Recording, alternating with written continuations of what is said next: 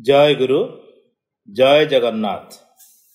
मरनाथ श्री जगन्नाथो मद्गुरु श्री जगद्गुरु मदात्मा सर्वभूतात्मा तस्मै श्री गुरवे नमः। पवित्र रथयात्रार अवसर रे समस्त जगतवासी को आमर प्रणाम एवं प्रभु श्री जगन्नाथ पाखरे यही प्रार्थना से समस्तंगर मंगल करंतु।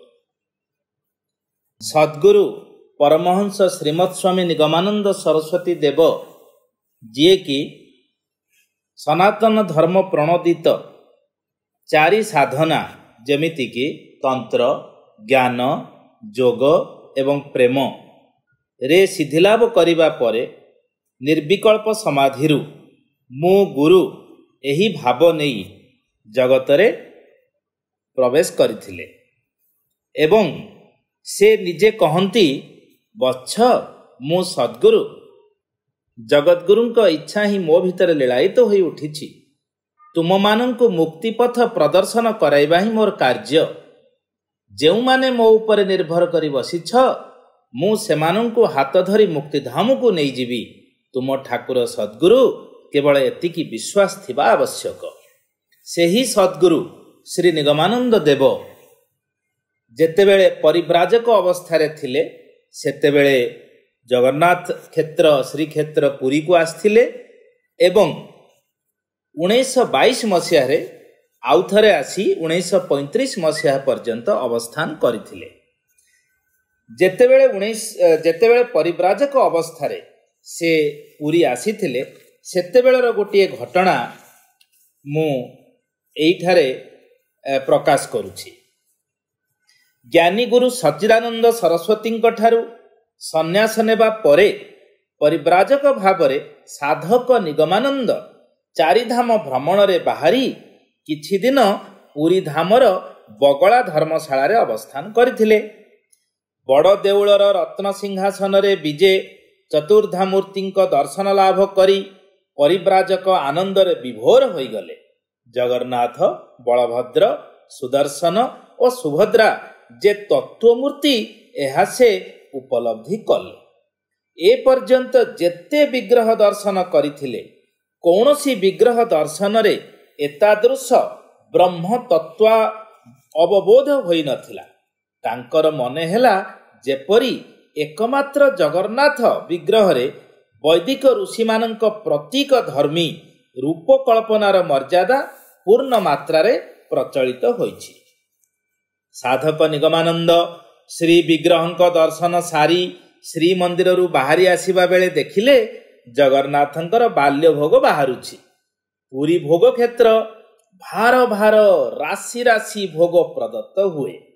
देवता जेपरी विराट सेही भली विपुल तांकर भोग आयोजन। से जने पंडा को प्रश्न कले वर्तमान कौन भोग बाहरिला ए भोगर उपकरण गुड़िक कौन? उत्तर शुणा पाइले ए हेला ठाकुरंकर बाल्य भोग बल्लभ खई सर पापड़ी लहुणी दही खुआमंडा बल्लभ कोरा खंडमंडा नडुआ खुद घसा जल एवं जेउ ऋतुरे जेउ फल सेही फल एही समय रे लागि होइथाय। कथा हेउथिबा बेले से देखिबाकू पाइले बड़ बड़ माटी पात्र रे सपुरी खंडमान जाउछि। वाह कि सुंदर सपुरी! परिव्राजक एतिकी भाबिबा मात्रे बड़ बड़ 2 खंड सपुरी तळे खसी पड़िला। जेउ पंडा परिव्राजकंक संगरे कथा हेउथिले से खूब उत्साह रे कहि उठिले, उठाई नियो बाबा उठाई नियो, तुम भाग्य अत्यंत भल। महाप्रभु अजाचित भावरे तुमको प्रसाद दान करिछन्ति। सपुरी 2 खंड उठाई आनी परिव्राजक आनंदरे से प्रसाद सेवन कले।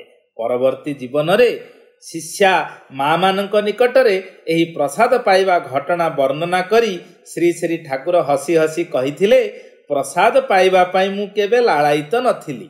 मु तो सेतेबेले भक्त नथिली, थिली वैदांतिक सन्यासी। तथापि सेही भोग सपुरी 2 खंडर स्वाद अति सुमिष्ट बोध होइथिला। गीतारे भगवान ଜ୍ଞାନୀଙ୍କୁ ହିଁ ତାଙ୍କର ଉତ୍ତମ ଭକ୍ତ ବୋଲି କହିଛନ୍ତି। ସୁତରାଂ ପରିବ୍ରାଜକ ତାଙ୍କର ଭକ୍ତ ନୁହନ୍ତି ତ ଆଉ ଭକ୍ତ କିଏ? ଜଗନ୍ନାଥ ଦେବ ଭକ୍ତ ପଦାରବିନ୍ଦ ଭିକ୍ଷୁ ଦିନ ନିଗମାନନ୍ଦଙ୍କୁ ଚିହ୍ନି ପ୍ରସାଦ ପ୍ରଦାନ କରିଥିଲେ।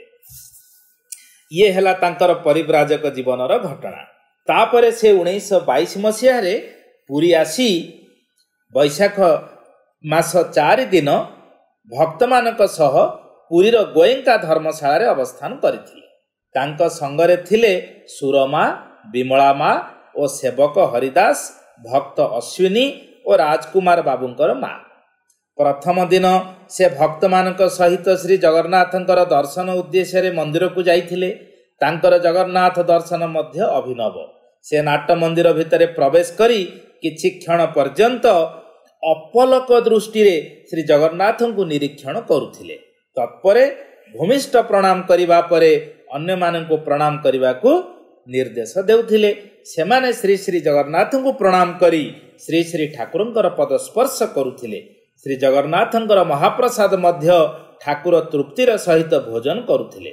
ମାନଗୋବିନ୍ଦ ଗୋଛିକାର ଓ ପରେ ନରସିଂହ ଗୋଛିକାରଙ୍କୁ ସେ ପଣ୍ଡା ବୋଲି ସ୍ୱୀକାର କରିଥିଲେ। ସେହି ବର୍ଷ ରଥଯାତ୍ରା ସମୟରେ ଶ୍ରୀ ଶ୍ରୀ ଠାକୁର ନିଗମାନନ୍ଦ ମଙ୍ଗୁମଠ ଛାତରେ 10 ଟଙ୍କା ଭଡ଼ା ଦେଇ ଶ୍ରୀ ଜଗନ୍ନାଥଙ୍କର ପହଣ୍ଡି ବିଜେ ଦର୍ଶନ କରିଥିଲେ ଏବଂ ପରେ ଶିଷ୍ୟମାନଙ୍କ ସହ ରଥ ଦଉଡ଼ି ଧରି ଟାଣିଥିଲେ। ଏହି ଶ୍ରୀ ନିଗମାନନ୍ଦ ଦେବଙ୍କର କିଛି ଜଗନ୍ନାଥ ତତ୍ତ୍ୱ ବିଷୟରେ, ଜଗନ୍ନାଥଙ୍କ ବିଷୟରେ କିଛି ତାଙ୍କର ଲେଖା ଅଛି ତାଙ୍କର ବିଭିନ୍ନ ଗ୍ରନ୍ଥରେ। ଆମେ ସେ ବିଷୟରେ ମଧ୍ୟ କିଛି ଆଲୋକପାତ କରିବା। ସଦ୍ଗୁରୁ ନିଗମାନନ୍ଦ ତାଙ୍କର ଜ୍ଞାନୀଗୁରୁ ଗ୍ରନ୍ଥରେ ଲେଖିଛନ୍ତି ଯେ ଯେଭଳି ପୂଜା ପଦ୍ଧତି ଅବଲମ୍ବନ କରନ୍ତୁ ପଛକେ ହିନ୍ଦୁମାନଙ୍କର ସେ ସମସ୍ତ ପୂଜା ହିଁ ଏକମାତ୍ର ଅଦ୍ୱୟ ବ୍ରହ୍ମଙ୍କର ଉପାସନା। ଚୂଡ଼ା ଦେଶରେ ଅନନ୍ତ ଆକାଶରେ କେବଳ ଏକଂ ମେବା ଦ୍ୱିତୀୟମ୍। ସଦ୍ଗୁରୁ ନିଗମାନନ୍ଦଙ୍କ ରଚନା ଗୁଡ଼ିକୁ ଅଧ୍ୟୟନ ଅନୁଶୀଳନ କଲେ ସେଥିରେ ଶ୍ରୀ ଜଗନ୍ନାଥଙ୍କର ତତ୍ତ୍ୱ, ଦର୍ଶନ, ସଂସ୍କୃତି ପ୍ରତିଫଳିତ ହୋଇଥିବାର ସ୍ପଷ୍ଟ ଜଣାଯାଏ। ଆସନ୍ତୁ ଶୁଣିବା 22 ପାହାଚ ବିଷୟରେ ସଦ୍ଗୁରୁ ନିଗମାନନ୍ଦ ତାଙ୍କ ଜ୍ଞାନୀଗୁରୁ ଗ୍ରନ୍ଥରେ କ'ଣ କହିଛନ୍ତି। ଶରୀରସ୍ଥ ପଞ୍ଚଭୂତ ଅର୍ଥାତ୍ କ୍ଷିତ୍, ଅପ୍, ତେଜ, ମରୁତ ଓ ବ୍ୟୋମ। ପଞ୍ଚ ଇନ୍ଦ୍ରିୟ ଅର୍ଥାତ୍ ଚକ୍ଷୁ, ନାସା, କର୍ଣ୍ଣ, ଜିହ୍ୱା, ଚର୍ମ। ଷଡ଼ରିପୁ ଅର୍ଥାତ୍ କାମ, କ୍ରୋଧ, ଲୋଭ, ମୋହ, ମଦ ଓ ମାଶ୍ଚର୍ଯ୍ୟ। 3 ଗୁଣ ଯେମିତିକି ସତ୍ୱ, ରଜ ଓ ତମ ଏବଂ ମନ, ବୁଦ୍ଧି ଓ ଅହଙ୍କାର। ଏ ସମସ୍ତର ସମଷ୍ଟି 22 ପାହାଚର ପ୍ରତୀକ। ଯାହା ନାହିଁ ପିଣ୍ଡେ ତାହା ନାହିଁ ବ୍ରହ୍ମାଣ୍ଡେ ଅର୍ଥାତ୍ ମନୁଷ୍ୟର ପିଣ୍ଡରେ ହିଁ ସମଗ୍ର ବ୍ରହ୍ମାଣ୍ଡର ପ୍ରତିକୃତି ବିଦ୍ୟମାନ। ଏହି ବ୍ରହ୍ମାଣ୍ଡଟି 8ଟି ବୈକୁଣ୍ଠ ଏବଂ 14ଟି ଭୁବନରେ ଗଠିତ। ସ୍ଥୂଳ ଦେହର ପାଦ ତଳଠାରୁ ମସ୍ତକ ପର୍ଯ୍ୟନ୍ତ ସମଗ୍ର ଅବୟବକୁ 14 ଭୁବନ ଅର୍ଥାତ୍ ସପ୍ତ ପାତାଳ ଓ ସପ୍ତ ଲୋକ କହନ୍ତି। ସପ୍ତ ପାତାଳ କ'ଣ କ'ଣ? ନା ଅତଳ, ସୁତଳ, ବିତଳ, ତଳାତଳ, ଭୂତଳ, ରସାତଳ ଓ ପାତାଳ। ସପ୍ତ ଲୋକ କ'ଣ? ନା ଭୂ, ଭୁବଃ, ସ୍ୱଃ, ମହ, ଜନଃ, ତପଃ ଓ ସତ୍ୟଲୋକ। ଶରୀର ଅଭ୍ୟନ୍ତରରେ ପଞ୍ଚଭୂତର ପ୍ରତ୍ୟେକଙ୍କ ଅଧିଷ୍ଠାନ ନିମିତ୍ତ ସ୍ୱତନ୍ତ୍ର ସ୍ଥାନମାନ ରହିଅଛି। ଏହି ସ୍ଥାନ ଗୁଡ଼ିକୁ ଚକ୍ର ବୋଲି କୁହାଯାଏ। ଗୁହ୍ୟ ଦେଶରେ ମୂଳାଧାର ଚକ୍ରଟି ପୃଥିବୀ ବା କ୍ଷିତି ତତ୍ତ୍ୱର ସ୍ଥାନ। ଲିଙ୍ଗ ମୂଳରେ ସ୍ୱାଧିଷ୍ଠାନ ଚକ୍ରଟି ଅପ୍ ବା ଜଳ ତତ୍ତ୍ୱର ସ୍ଥାନ। ନାଭି ମୂଳରେ ମଣିପୁର ଚକ୍ରଟି ତେଜ ବା ଅଗ୍ନି ତତ୍ତ୍ୱର ସ୍ଥାନ। ହୃଦ୍ ଦେଶରେ ଅନାହତ ଚକ୍ରଟି ମରୁତ ବା ବାୟୁ ତତ୍ତ୍ୱର ସ୍ଥାନ। କଣ୍ଠ ଦେଶରେ ବିଶୁଦ୍ଧ ଚକ୍ରଟି ବ୍ୟୋମ ବା ଆକାଶ ତତ୍ତ୍ୱର ସ୍ଥାନ ବୋଲି କଥିତ। ଏହା ବ୍ୟତୀତ ଲଲାଟ ଦେଶରେ ଆଜ୍ଞା ଚକ୍ରରେ ପଞ୍ଚ ତନ୍ମାତ୍ର ତତ୍ତ୍ୱ ଯଥା ରୂପ, ରସ, ଗନ୍ଧ, ସ୍ପର୍ଶ ଓ ଶବ୍ଦ। ପଞ୍ଚ ଇନ୍ଦ୍ରିୟ ତତ୍ତ୍ୱ ଚିତ୍ତ ଓ ମନର ସ୍ଥାନ ଅଟେ। ଏହାର ଉର୍ଦ୍ଧ୍ୱରେ ଜ୍ଞାନ ଚକ୍ରରେ ଅହଂ ତତ୍ତ୍ୱର ସ୍ଥାନ। ଏହାର ଉର୍ଦ୍ଧ୍ୱରେ ବ୍ରହ୍ମରନ୍ଧ୍ରରେ ଶତଦଳ ଚକ୍ର ଅଛି ଯାହାକି ମହତତ୍ତ୍ୱର ସ୍ଥାନ। ଏ ସମସ୍ତର ଉର୍ଦ୍ଧ୍ୱରେ ମହାଶୂନ୍ୟରେ ସହସ୍ରଦଳ ଚକ୍ରରେ ପ୍ରକୃତି ପୁରୁଷ ପରମାତ୍ମାଙ୍କର ସ୍ଥାନ। ଯୋଗୀମାନେ ମୂଳାଧାରରେ ପୃଥିବୀ ତତ୍ତ୍ୱ ଠାରୁ ଆରମ୍ଭ କରି ସହସ୍ରାରରେ ପରମାତ୍ମାଙ୍କ ପର୍ଯ୍ୟନ୍ତ ସମସ୍ତ ତତ୍ତ୍ୱ ଏହି ଭୌତିକ ଦେହରେ ଚିନ୍ତା କରିଥାନ୍ତି। ଏହି ଲେଖାଟି ଶ୍ରୀ ନିଗମାନନ୍ଦଙ୍କର ଯୋଗୀଗୁରୁ ଏବଂ ଜ୍ଞାନୀଗୁରୁ ଗ୍ରନ୍ଥ ଅବଲମ୍ବନରେ ଲିଖିତ ହୋଇଛି।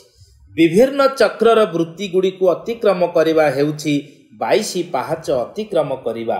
ସୁତରାଂ ସଦ୍ଗୁରୁଙ୍କ ସାହଚର୍ଯ୍ୟରେ ମନୁଷ୍ୟ ନିଜ ଶରୀର ସ୍ୱରୂପ 22 ପାହାଚକୁ ଅତିକ୍ରମ କରିପାରିଲେ ହିଁ ଅର୍ଥାତ୍ ଶରୀର ଅନ୍ତର୍ଗତ ସାଧନା କରିପାରିଲେ ହିଁ ଆତ୍ମଜ୍ଞାନର ଅଧିକାରୀ ହୋଇଥାଏ ଏବଂ ପରମ ପୁରୁଷଙ୍କୁ ଦର୍ଶନ କରିବାର ସୌଭାଗ୍ୟ ଅର୍ଜନ କରିଥାଏ।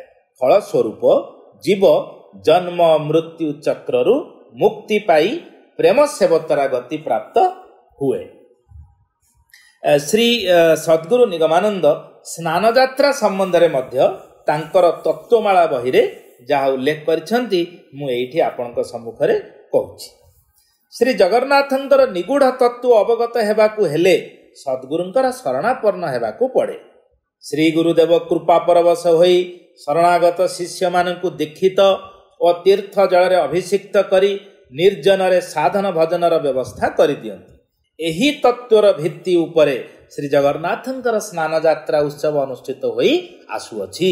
ଶ୍ରୀ ଜଗନ୍ନାଥ ଦେବ ଆତ୍ମା ସ୍ୱରୂପରେ ସମସ୍ତ ଜୀବଗଣଙ୍କ ଅନ୍ତରରେ ବିଦ୍ୟମାନ, କିନ୍ତୁ ଜନ୍ମ ଜନ୍ମାନ୍ତରର ବିବିଧ ଆବରଣ ଓ ବିକ୍ଷେପ ଶକ୍ତିର ମଳିନତା ଦ୍ୱାରା ଏହା ଆବର୍ଜନାରେ ଆବୃତ ହୋଇଥାଏ। ସଦ୍ଗୁରୁ ଶାନ୍ତି ଜଳରେ ସ୍ନାନ କରାଇ ମୁକ୍ତି ମନ୍ତ୍ରର ଦୀକ୍ଷା ପ୍ରଦାନ ଦ୍ୱାରା ଆତ୍ମାରୁ ଆବରଣ ମୁକ୍ତ କରାଇଥାନ୍ତି। ଏଥିପାଇଁ ଦୀକ୍ଷା ଅଭିଷେକ ପରେ ଇନ୍ଦ୍ରିୟ ସଂଯମ କରି ସାତ୍ୱିକ ଆହାର କରି ରୁଦ୍ଧ ଦ୍ୱାରରେ ସାଧନା କରିବାକୁ ପଡ଼େ। ଏହି ନିର୍ଜନ ସାଧନାରେ ସୁପ୍ତ ଥିବା ଆତ୍ମଶକ୍ତି ଜାଗ୍ରତ ହୋଇ ଉଠେ ଏବଂ ପରମ ପୁରୁଷ ଜୀବ ଦେହ ରଥରେ ପ୍ରକଟିତ ହୁଅନ୍ତି। ଏହା ହିଁ ସ୍ନାନ ଯାତ୍ରାର ତାତ୍ପର୍ଯ୍ୟ। ସେହିଭଳି ଘୋଷଯାତ୍ରା ଅଥବା ରଥଯାତ୍ରା ସମ୍ବନ୍ଧରେ ସଦ୍ଗୁରୁ ନିଗମାନନ୍ଦଙ୍କର ଅଭିବ୍ୟକ୍ତି ଶୁଣନ୍ତୁ। ଶ୍ରୀ ଜଗନ୍ନାଥଙ୍କର ରଥଯାତ୍ରା ଓ ବାହୁଡ଼ା ଯାତ୍ରା ମନୁଷ୍ୟର ଶ୍ୱାସ ପ୍ରଶ୍ୱାସ ପ୍ରକ୍ରିୟାର ପ୍ରତୀକ ତଥା ମନୁଷ୍ୟର ଜୀବନ ଯାତ୍ରାର ପ୍ରତୀକ। ରଥଯାତ୍ରା ଦିନ ରଥଗୁଡ଼ିକ ଶ୍ରୀମନ୍ଦିରରୁ ଗୁଣ୍ଡିଚା ମନ୍ଦିରକୁ ଅର୍ଥାତ୍ ଦକ୍ଷିଣ ଦିଗରୁ ଉତ୍ତର ଦିଗକୁ ଏବଂ ବାହୁଡ଼ା ଯାତ୍ରା ଦିନ ଗୁଣ୍ଡିଚା ମନ୍ଦିରରୁ ଶ୍ରୀମନ୍ଦିରକୁ ଅର୍ଥାତ୍ ଉତ୍ତରରୁ ଦକ୍ଷିଣ ଦିଗକୁ ଗମନ କରିଥାନ୍ତି। ମନୁଷ୍ୟମାନଙ୍କର ଶ୍ୱାସକ୍ରିୟା ଶରୀରର ଉର୍ଦ୍ଧ୍ୱରୁ ନିମ୍ନକୁ ଅର୍ଥାତ୍ ଉତ୍ତରରୁ ଦକ୍ଷିଣକୁ ଅନୁଷ୍ଠିତ ହୋଇଥାଏ। ଏହି ସମୟରେ ହଂସ ଧ୍ୱନି ଶୁଣାଯାଏ, ଯାହାର ଅର୍ଥ ହେଉଛି ଅହଂ ସହ ଅର୍ଥାତ୍ ମୁଁ ହେଉଛି ସେହି ବା ଜୀବ ହେଉଛନ୍ତି ପରମ। ସାଧକମାନେ ଯୋଗ ବଳରେ ଶ୍ୱାସକ୍ରିୟାକୁ ନିୟନ୍ତ୍ରଣ କରି ଶରୀରର ନିମ୍ନରୁ ଉର୍ଦ୍ଧ୍ୱକୁ ଅର୍ଥାତ୍ ଦକ୍ଷିଣରୁ ଉତ୍ତରକୁ ସଞ୍ଚାଳନ କରି ଶୁଣନ୍ତି ହଂସର ବିପରୀତ ସୋହଂ ଧ୍ୱନି, ଯାହାର ଅର୍ଥ ସହ ଅହଂ। ସେ ହେଉଛନ୍ତି ମୁଁ ବା ପରମ ହେଉଛନ୍ତି ଜୀବ। ଅତଏବ ଶ୍ରୀ ଜଗନ୍ନାଥଙ୍କର ରଥଯାତ୍ରା ଓ ବାହୁଡ଼ା ଯାତ୍ରା ହେଉଛି ଜୀବର ଏହି ହଂସ ଧ୍ୱନି ଓ ସୋହଂ ଧ୍ୱନିର ପ୍ରତୀକ ବା ଜୀବନ ଯାତ୍ରାର ପ୍ରତୀକ। ଅଜ୍ଞାନ ତମସାଚ୍ଛନ୍ନ ବିଷୟ ବିମୂଢ଼ ମନ ଏହି ତତ୍ତ୍ୱକୁ ସ୍ୱୀୟ ଜୀବନରେ ଉପଲବ୍ଧି କରିବାକୁ ହେଲେ ସଦ୍ଗୁରୁଙ୍କ ଠାରୁ ଏହାର କୌଶଳ ଶିକ୍ଷା କରି ଜାଣିବେ ଯେ ରଥେ ତୁ ବାମନଂ ଦୃଷ୍ଟ୍ୱା ପୁନର୍ଜନ୍ମ ନଂ ବିଦ୍ୟତେ। ପୁନଶ୍ଚ ତତ୍ତ୍ୱମାଳା ଗ୍ରନ୍ଥରେ ସଦ୍ଗୁରୁ ନିଗମାନନ୍ଦ ଉଲ୍ଲେଖ କରିଛନ୍ତି ଯେ ରଥ ଯେପରି ତ୍ରିତଳ ବିଶିଷ୍ଟ, ମାନବ ଦେହ ମଧ୍ୟ ସେହିପରି ମୁଖ୍ୟତଃ ସହସ୍ରାର, ହୃଦୟ ଓ ମୂଳାଧାର ଚକ୍ର ରୂପରେ ତ୍ରିତଳ ବିଶିଷ୍ଟ। ଊର୍ଦ୍ଧ୍ୱତମ ଚକ୍ରରେ ସହସ୍ରଦଳ କମଳରେ ଶ୍ରୀ ଶ୍ରୀ ବାମନ ଦେବ ଅର୍ଥାତ୍ ଜଗନ୍ନାଥ ଦେବ ବିରାଜିତ ଅଛନ୍ତି। ଯଦି କେହି ସଦ୍ଗୁରୁଙ୍କର ଆଦିଷ୍ଟ ସାଧନା ଦ୍ୱାରା ଏହି ଦେହ ରଥର ସହସ୍ର ଦଳରେ ବାମନ ଦେବଙ୍କୁ ଦର୍ଶନ କରିପାରନ୍ତି, ତେବେ ତାଙ୍କୁ ପୁନରାୟ ମର୍ତ୍ତରେ ଜନ୍ମଗ୍ରହଣ କରିବାକୁ ପଡ଼େ ନାହିଁ। ମଧ୍ୟତଳ ହୃଦୟ, ଏହି ହୃଦୟ ଚକ୍ର ହିଁ ଭଗବାନଙ୍କର ଲୀଳାକ୍ଷେତ୍ର। ସମସ୍ତ ଅବତାର, ଦେବାଦେବୀ ଓ ସେମାନଙ୍କର କାର୍ଯ୍ୟକଳାପ ଏହିଠାରେ ହିଁ ଦେଖିବାକୁ ମିଳେ। ସେଥିପାଇଁ ଶରୀରର ମଧ୍ୟତଳ ଭଳି ରଥର ବାଡ଼ ଅଂଶରେ ବିଭିନ୍ନ ଦେବାଦେବୀ ଓ ଅବତାରମାନଙ୍କର ଚିତ୍ର ଅଙ୍କିତ ହୋଇଥାଏ। ନିମ୍ନ ଦଳରେ ଅର୍ଥାତ୍ ମୂଳାଧାର ଚକ୍ରରେ କାମାଦି ରିପୁଗଣ ଅବସ୍ଥାନ କରିଥାନ୍ତି। ବାମନ ଦେବ ରଥରେ ଉଠିବା ମାତ୍ରେ ଶଙ୍ଖ, ଘଣ୍ଟା, ଘଣ୍ଟ ପ୍ରଭୃତି ବାଜି ଉଠେ। ଏହାର ତାତ୍ପର୍ଯ୍ୟ ହେଉଛି ଶ୍ରୀ ଜଗନ୍ନାଥ ହୃଦୟରେ ପ୍ରକଟ ହେଲେ ରିପୁଗଣ ପଳାୟନ କରନ୍ତି। ସତ୍ୱ, ରଜ, ତମରୂପକ ତ୍ରିଗୁଣକୁ ତ୍ରିଗୁଣ ରଜ୍ଜୁକୁ ରଥକୁ ବାନ୍ଧି ଆକର୍ଷଣ କରିଥାଏ। ରଥ ଗଡ଼ିବା ଅର୍ଥ ସୁଖ ଦୁଃଖମୟ କାଳଚକ୍ର ଘୁରି ଘୁରି ଅବଶେଷରେ ମନ୍ଦିର ନିକଟରେ ଉପନୀତ ହେଲେ, ଅର୍ଥାତ୍ ଜୀବର ଯାତ୍ରା ଶେଷ କାଳରେ ତ୍ରିଗୁଣ ରଜ୍ଜୁର ବନ୍ଧନ ଉନ୍ମୁକ୍ତ ହେଲେ ଜୀବ କାଳଚକ୍ରରୁ ମୁକ୍ତି ଲାଭ କରିଥାଏ। ୟା ପରେ ସଦ୍ଗୁରୁ ନିଗମାନନ୍ଦ ଦେବ ମହାପ୍ରସାଦ ବିଷୟରେ କ'ଣ କହିଛନ୍ତି ଶୁଣନ୍ତୁ। ଇଂରାଜୀ 6/9/1935 ତାରିଖ ଦିନ ପୁରୀର ବିଶିଷ୍ଟ ଓକିଲ ସଦ୍ଗୁରୁ ନିଗମାନନ୍ଦ ଦେବଙ୍କର ତତ୍କାଳୀନ ମନ୍ତ୍ର ଶିଷ୍ୟ ଶ୍ରୀ ବନମାଳୀ ଦାସ ଭାଇ ଶ୍ରୀ ଶ୍ରୀ ଠାକୁରଙ୍କୁ ପଚାରିଥିଲେ, ଠାକୁର, ଜଗନ୍ନାଥଙ୍କର ମହାପ୍ରସାଦ ଏତେ ପ୍ରସିଦ୍ଧ କାହିଁକି? ଏହାର ଉତ୍ତରରେ ଶ୍ରୀ ଶ୍ରୀ ଠାକୁର କହିଥିଲେ, ଧର୍ମ, ଅର୍ଥ, କାମ, ମୋକ୍ଷ ନେଇ 4ଟି ଧାମ। ତନ୍ମଧ୍ୟରୁ ଦ୍ୱାରକା ଭୋଗ କ୍ଷେତ୍ର, ବଦ୍ରିକା ଯୋଗ କ୍ଷେତ୍ର, ରାମେଶ୍ୱରମ ତ୍ୟାଗ କ୍ଷେତ୍ର ଏବଂ ପୁରୀ ମୋକ୍ଷ କ୍ଷେତ୍ର। ମୁକ୍ତିଲାଭ କଲା ପରେ ଯେପରି ଭେଦାଭେଦ ଭାବ ନଥାଏ ଏହି ଶ୍ରୀକ୍ଷେତ୍ରରେ, ସେହିପରି ପ୍ରସାଦରେ ଭେଦାଭେଦ ଭାବ ବିଚାର ନଥାଏ। ଜଗନ୍ନାଥ କୌଣସି ବିଶିଷ୍ଟ ମୂର୍ତ୍ତି ନୁହନ୍ତି, ଏ ହେଉଛନ୍ତି ବ୍ରହ୍ମଙ୍କର ପ୍ରତୀକ। ବ୍ରହ୍ମଙ୍କର କୌଣସି ନିର୍ଦ୍ଦିଷ୍ଟ ଆକାର ନାହିଁ ଯେ ଯେଉଁ ମୂର୍ତ୍ତିରେ ଚାହିଁବେ ସେ ତାଙ୍କୁ ସେହିପରି ମୂର୍ତ୍ତିରେ ଦେଖିପାରିବେ। ଗୀତାରେ ଶ୍ରୀ ଭଗବାନ କହିଛନ୍ତି, ଯେ ଯଥା ମାଂ ପ୍ରପଦ୍ୟନ୍ତେ ତାଂ ତଥୈବ ଭଜାମ୍ୟହମ୍। ଜଗନ୍ନାଥ ସେହିପରି ବ୍ରହ୍ମଙ୍କର ପ୍ରତୀକ। ଏପରିକି ଅନେକ ସାଧକ ଜଗନ୍ନାଥଙ୍କୁ ନିଜ ନିଜର ଇଷ୍ଟ ମୂର୍ତ୍ତିରେ ମଧ୍ୟ ଦେଖିଛନ୍ତି। ଶାସ୍ତ୍ର ପ୍ରମାଣ ଦ୍ୱାରା ଦେଖାଯାଏ ଯେ ସମସ୍ତ ସମ୍ପ୍ରଦାୟ ମହାପ୍ରସାଦକୁ ସମାନ ଭାବରେ ଆଦର କରନ୍ତି। ଏପରିକି ଶ୍ରାଦ୍ଧ ଆଦି କାର୍ଯ୍ୟରେ ମହାପ୍ରସାଦର ପ୍ରଚଳନ ମଧ୍ୟ ଅଛି। ଦେବାଦେବୀମାନଙ୍କୁ ମହାପ୍ରସାଦ ନୈବେଦ୍ୟ ଦେବାର ବିଧି ମଧ୍ୟ ଅଛି। ମହାପ୍ରସାଦ ଏଠାରେ ଅର୍ଣ୍ଣ ବ୍ରହ୍ମ ରୂପେ ସ୍ୱୀକୃତ। 4 ଧାମ ମଧ୍ୟରେ ପୁରୀ ମୋକ୍ଷ କ୍ଷେତ୍ର ହୋଇଥିବାରୁ ଆନନ୍ଦ ବଜାରରେ ଭକ୍ତମାନେ ମହାପ୍ରସାଦକୁ କୈବଲ୍ୟ ବୋଲି କହିଥାନ୍ତି, ଯାହାକି ମୋକ୍ଷର ଅନ୍ୟ ଏକ ପରିଭାଷା। ଆମେ ଜାଣିଛେ କୈବଲ୍ୟ ମୁକ୍ତି।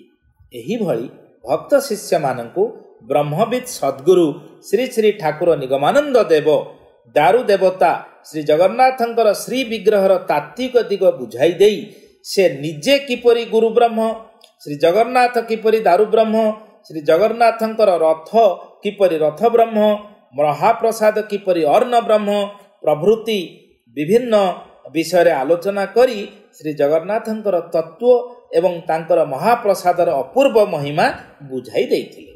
ପୁରୁଷୋତ୍ତମ କ୍ଷେତ୍ରର ମାହାତ୍ମ୍ୟ ସମ୍ପର୍କରେ ଶ୍ରୀ ଶ୍ରୀ ଠାକୁର ନିଗମାନନ୍ଦ ତାଙ୍କର ପ୍ରସିଦ୍ଧ ଗ୍ରନ୍ଥ ତାନ୍ତ୍ରିକ ଗୁରୁରେ ଲେଖିଛନ୍ତି, ବାରାଣାସୀରେ ଜପ କଲେ ସମ୍ପୂର୍ଣ୍ଣ ଫଳ ଲାଭ ହୋଇଥାଏ, କିନ୍ତୁ ତାହାର 2 ଗୁଣ ଫଳ ପୁରୁଷୋତ୍ତମରେ। ଶ୍ରୀ ଜଗନ୍ନାଥ ମନ୍ଦିରର ପ୍ରଚଳିତ ପୂଜା ପରମ୍ପରା ଓ ରୀତିନୀତି ତାଙ୍କ ମନରେ ଏତେ ପ୍ରଭାବ ପକାଇଥିଲା ଯେ ସେ ତାଙ୍କ ଉତ୍କଳୀୟ ଭକ୍ତମାନଙ୍କୁ ତୁମ ଦେଶର ରୀତି ଅନୁଯାୟୀ ଶ୍ରୀଗୁରୁଙ୍କର ପ୍ରତିମୂର୍ତ୍ତି ପୂଜାର୍ଚ୍ଚନା କରିବା ପାଇଁ ନିର୍ଦ୍ଦେଶ ପ୍ରଦାନ କରିଥିଲେ। ଆମ ଦେଶର ରୀତି କହିଲେ ଉତ୍କଳରେ ପ୍ରଚଳିତ ରୀତି ବା ଉତ୍କଳର ରାଷ୍ଟ୍ର ଦେବତା ଶ୍ରୀ ଜଗନ୍ନାଥ ମନ୍ଦିରର ପ୍ରଚଳିତ ରୀତିକୁ ବୁଝାଇଥାଏ। ଅନ୍ୟ 3ଟି ଧାମରେ ଭଗବାନଙ୍କୁ ପାଇବା ପାଇଁ କ'ଣ କରିବାକୁ ହୁଏ ତାହାର ସାଧନା ବ୍ୟବସ୍ଥିତ, କିନ୍ତୁ ଭଗବତ ପ୍ରାପ୍ତି ପରେ କିପରି ଜଣେ ଭଗବାନଙ୍କ ସହ ତାଙ୍କର ନିତ୍ୟ ଲୀଳାର ସହଚର ହୋଇପାରିବ ତାହାର ଅନୁଶୀଳନ ହିଁ ଶ୍ରୀ ଜଗନ୍ନାଥ ମନ୍ଦିରର ଅନ୍ୟତମ ବୈଶିଷ୍ଟ୍ୟ। ଅପୂର୍ବ ଚାରୁକଳା ଖଚିତ ନଭଶ୍ଚୁମ୍ବୀ ମନ୍ଦିର, ନିତ୍ୟ ନୈମିତ୍ତିକ ଭାବରେ ଷୋଡ଼ଶ ଉପଚାର ପୂଜାର ବ୍ୟବସ୍ଥା, ନିତ୍ୟ ବେଶ ଓ ଶୃଙ୍ଗାର ପରିବର୍ତ୍ତନ, 36 ନିଯୋଗ ମାଧ୍ୟମରେ ସେବାର ସମ୍ଭାର, 56 ପୌଟି ବ୍ୟଞ୍ଜନର ମହାପ୍ରସାଦ ଏବଂ ସର୍ବୋପରି ଦେବଦାସୀ ନୃତ୍ୟର ସଂଯୋଜନା ପ୍ରଭୃତି ସଗୁଣ ନିର୍ଗୁଣର ସମନ୍ୱୟ ମୂର୍ତ୍ତି ଦାରୁବ୍ରହ୍ମ ଶ୍ରୀ ଜଗନ୍ନାଥଙ୍କର ସେବା ପୂଜା ବିଧିକୁ ନିତ୍ୟଲୋକ ଢାଞ୍ଚାରେ ପରିଣତ କରିଛି ଏବଂ ଏହାଦ୍ୱାରା ମନ୍ଦିରର ପାଳିଆ ସେବକମାନେ ନିତ୍ୟ ସେବାର ଅନୁଶୀଳନ କରୁଅଛନ୍ତି। ଏତଦ୍ୱାରା ଶ୍ରୀ ଜଗନ୍ନାଥଙ୍କର ନିତ୍ୟ ବିଦ୍ୟମାନତା ସାବ୍ୟସ୍ତ ହୋଇ ସେବକମାନେ ତାଙ୍କ ସହିତ ସହଜ ଭାବରେ ଚଳିଥାନ୍ତି, ଅର୍ଥାତ୍ ତାଙ୍କ ସହିତ ମହିମା ଜ୍ଞାନ ନ ରଖି ମାଧୁର୍ଯ୍ୟ ଭାବରେ ଚଳିଥାନ୍ତି। ଏହିଭଳି ଭାବରେ ଶ୍ରୀ ଶ୍ରୀ ଠାକୁର ସଦ୍ଗୁରୁ ନିଗମାନନ୍ଦଙ୍କର ଭକ୍ତମାନେ ଗୁରୁର୍ଲୋପ ନ ବକ୍ତବ୍ୟଂ, ଅର୍ଥାତ୍ ଗୁରୁ ବା ଗୁରୁ ତତ୍ତ୍ୱ ହିଁ ନିତ୍ୟ ବିଦ୍ୟମାନ, ଏହିଭଳି ଭାବରେ ତାଙ୍କର ସେବା ପୂଜା କରିଥାନ୍ତି। ଶ୍ରୀ ଶ୍ରୀ ଠାକୁର ନିଗମାନନ୍ଦ ତାଙ୍କର ଶିଷ୍ୟ ଭକ୍ତମାନଙ୍କୁ କହିଛନ୍ତି, ଦେଖ ତୁମେମାନେ ମୋତେ ଅବତାର, ମହାପୁରୁଷ ବା ଭଗବାନ ମନେ ନ କରି ସହଜ ମନୁଷ୍ୟ ଭାବରେ ଭାବନା କର। ମୁଁ ଚାହେଁ ତୁମମାନଙ୍କ ସହିତ ଗୋଟିଏ ସହଜ ସମ୍ବନ୍ଧ ସ୍ଥାପନ କରିବା ପାଇଁ। ଏହିଭଳି ଭାବରେ ସଦ୍ଗୁରୁ ନିଗମାନନ୍ଦ ତାଙ୍କ ଶିଷ୍ୟ ଭକ୍ତମାନଙ୍କୁ ଶ୍ରୀ ଜଗନ୍ନାଥ ଦେବଙ୍କ ବିଷୟରେ ବହୁ ଆଲୋଚନା କରିଛନ୍ତି। ସେ ତାଙ୍କର ଶେଷ ଦର୍ଶନ କେମିତି କରିଛନ୍ତି ସେ ବିଷୟରେ ଟିକିଏ ଶୁଣିବା। 1935 ମସିହା ନଭେମ୍ବର 13 ତାରିଖ ଉପରବେଳା ସଦ୍ଗୁରୁ ନିଗମାନନ୍ଦ ଯଥା ସମୟରେ ରିକ୍ସାରେ ବୁଲି ବାହାରିଲେ। ନୀଳାଚଳ କୁଟୀରରୁ ବାହାରି ଦୋଳମଣ୍ଡପ ସାହି ବୁଲି ପୋଷ୍ଟ ଅଫିସ ପାଖକୁ ଗଲେ। ସେଠାରେ 6:35 ବାଜିଥିବାର ଦେଖି ଅଦାଲତ ବାଟ ଦେଇ ସିଧା BNR ହୋଟେଲ ରାସ୍ତାରେ ଗଲେ। ତାପରେ ଷ୍ଟେସନ ଦେଇ କଲେରା ହସ୍ପିଟାଲ ଓ ବଡ଼ଶଙ୍ଖ ବାଟରେ ଫେରିବା ବେଳେ ଠାକୁର କହିଲେ, ଆଜି ଟିକିଏ ଜଗନ୍ନାଥଙ୍କୁ ଦେଖିବାକୁ ହେବ। ତାପରେ ମରିଚି କୋଟ ବାଟେ ଯାଇ ସିଂହଦ୍ୱାରରେ ପହଞ୍ଚି ରିକ୍ସା ବନ୍ଦ କଲେ ଓ ପତିତ ପାବନଙ୍କୁ କିଛି ସମୟ ଚାହିଁ କହିଲେ, ଏଇ ମୋର ଜଗନ୍ନାଥଙ୍କର ଶେଷ ଦର୍ଶନ ହେଲା। ସେଠାରୁ ଆସି ନୀଳାଚଳ କୁଟୀରରେ ପହଞ୍ଚି ମଟରରେ ବସି ଷ୍ଟେସନକୁ ବାହାରିଲେ। ସେଠାରୁ ସନ୍ଧ୍ୟାରେ ପୁରୀ ହାଉଡ଼ା ଏକ୍ସପ୍ରେସରେ କଲିକତା ଗଲେ।